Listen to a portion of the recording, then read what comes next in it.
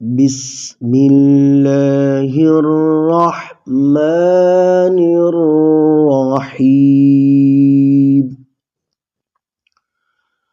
الحمد لله الذي أنزل على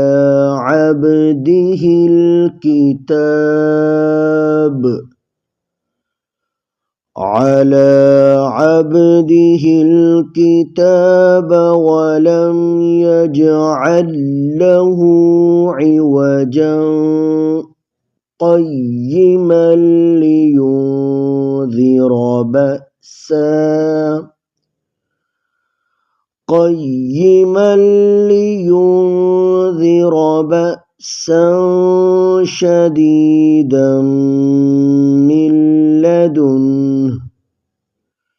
شديدا من لدنه ويبشر المؤمنين الذين يعملون